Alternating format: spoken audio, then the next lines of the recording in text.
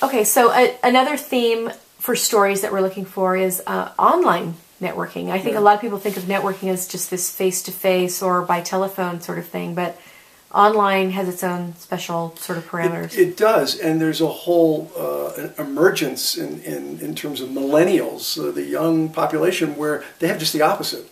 Networking's all online. This face-to-face thing is crazy, but online. And so here's my philosophy on this.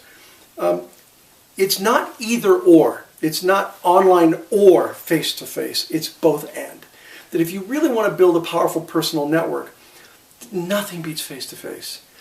But online networking is also powerful. That you need to be able to get online and start to build connections and make linkages to people around the world. And I've built several amazing connections with people who have ended up helping me in business in one way or another, and it came from online. But you can't replace online with face-to-face. And oftentimes the millennials, the younger crowd, sort of have a different point of view on that. But eventually, when they're out there in business, they realize they have to do some face-to-face. And can you capture and gather the same kind of information about your contact, knowing your contact really well on a deep level? It's harder online. It's probably, now I don't have any personal experience on this, but it's probably like online dating. You don't really know what you're going to get until you show up.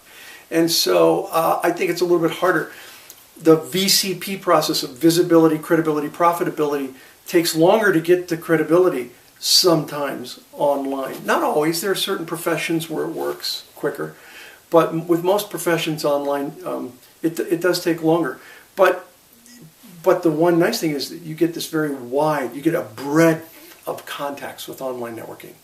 You meet not just dozens, but thousands of business people. And if you can, from time to time, go deeper with some of those thousands, then you're really building a powerful network. Also, online networking gives you some diversity because you have a chance to network with people worldwide. Yeah, it instantly globalizes your business. That's right. Yeah. For example, the two people that came to mind when I was thinking I've made some amazing contacts were Thomas Power, the founder of eAcademy, who I totally met online, and Max Stein, the young man who did the master's thesis that debunks Granovetter's theory of the strength of weak ties. No, the strength of weak ties. Right. And so he shows that there's a strength of strong ties.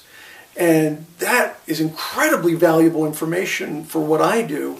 And I met him completely online, which ironically, he read one of my articles, one of my blogs, that talked about networking up. And it basically said if you're going to network up, what you want to do is find a way to help that person, because everybody's always asking them for something. Instead, try to help them in some way. And so he reached out to me and he said, I would love to do some research for my master's degree in the field of networking. What do you think is one of the most important areas that would help you? Wow. I'm like, I'm going to answer this question. This is a question. And I did. And I told him what it was, and he did it.